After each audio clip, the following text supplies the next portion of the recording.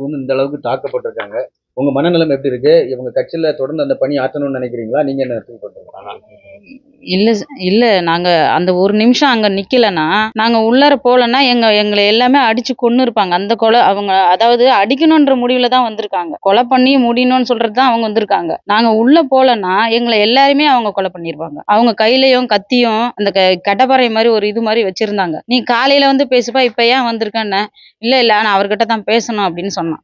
"நீ நைட் நேரம் ஏம்மா வர? நீங்க வெளியில போங்கன்னு" சொன்னேன். சரி ஏதோ பேச வராங்கன்னு தான் அவரு கேட்டயே திறந்தாரு. இல்லன்னா அவரு திறந்திருக்க மாட்டாரு. நாங்க ஒரு நிமிஷம் அங்க நாங்க நாங்க உள்ள போனத பார்த்து தான் அவன் கார் கண்ணாடி எல்லாத்தையுமே வீடு எல்லாமே அடிச்சு நொறுக்குனான்.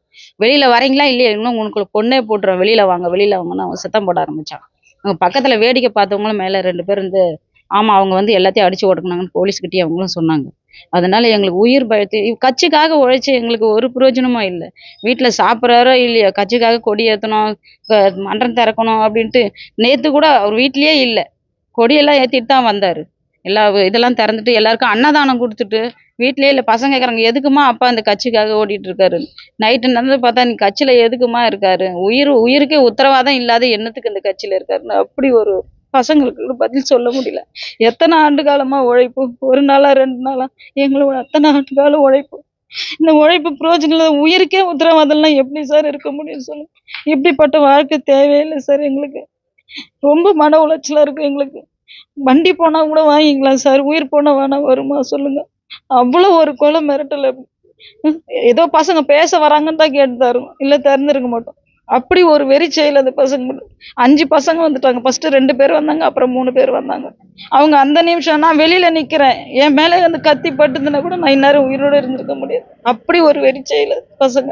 இவங்க வளர்ச்சி பிடிக்காம கட்சியில இந்த மாதிரி பண்றாங்கன்னு நினைக்கிறேன். நெறைய இருக்கு சார். நல்லது செஞ்சா யாருக்கும் பிடிக்காது தானே சார். யார் முன்னேற்றம் அதிகமா இருக்குதோ அவங்கள தானே அது மாரி பண்ணுவாங்க. இது எந்த இதுன்னு தெரியல சார். பேச வராங்கன்னு நெனச்சோம். இல்லன்னா இந்த மாரி பண்றாங்க அவனுங்க வந்து. 2 வீலர்லேருந்து எல்லாத்தையும் அடிச்சு நொறுக்கிட்டானுங்க.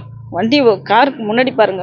எல்லாமே அந்த சிசிடி அது ஃபுட்டேஜ் அதையே 2 போட்டு அடிச்சுட்டானுங்க. நீங்க எப்படி உள்ள போனீங்க அவங்க கிட்ட இருந்து தப்பிச்சு? அந்த டைம்ல அவங்க நான் பின் வழியா போனேன் சார். நான் வெளியில நிக்கிறேன். எங்க போறீங்க? வாங்க, வாங்க, வாங்க தம்பிங்க வாங்கன்னு சொல்றேன்.